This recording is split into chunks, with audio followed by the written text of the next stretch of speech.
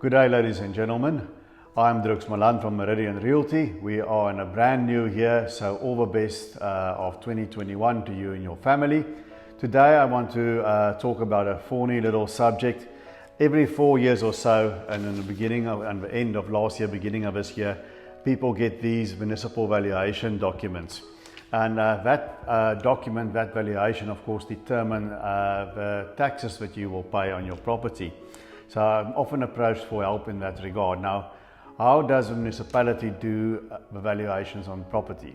They cannot go to each and every house the same way that an estate agent would do a comparative market analysis. Obviously, it would be too time consuming. They don't have the manpower for that. So what they do is they basically take sales statistics of an area, and then they average it out over the number of houses in the area. Now, as you can imagine, when we do a comparative market analysis, we take comparable sales, not all the sales. And if you are an experienced agent, you would have been in some of those houses.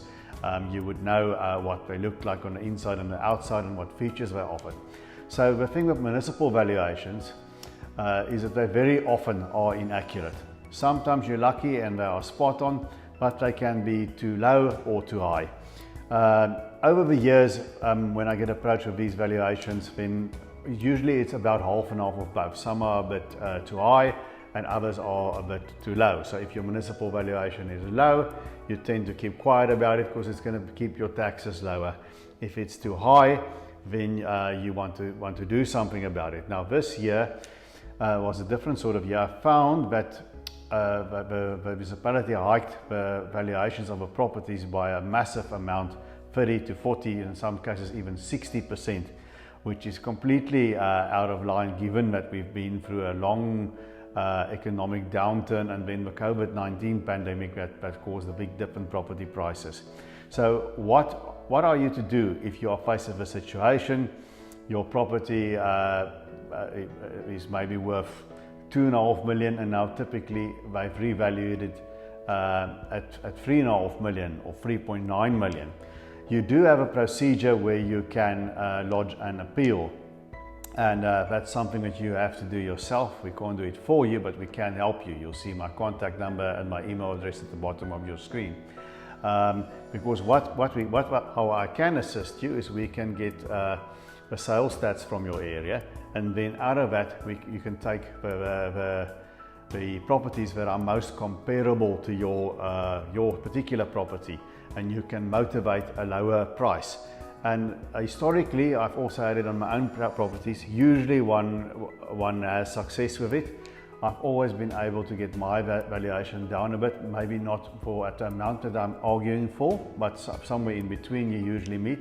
So that's what you've got to do. You've got to, it's very much the same as doing a comparative market analysis. You've got to have some real stats in your appeal to them, showing them what your house has and what the features were of the other comparable sales in the area, so that you have a good motivation. And another thing also, you can also tell them that property trends over the last few years.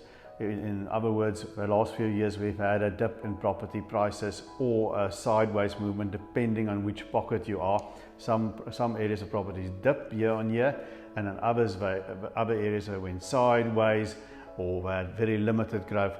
So if you can add those stats to your appeal, that also helps to get your property valuation down. So I've helped about a big stack of valuations on my desk. I helped a lot of people with that. So for future reference, if you do get a municipal valuation, it is too high, then please approach us for help, and we'll help you to motivate an appeal to get that valuation down. So until we see each other again, please stay safe.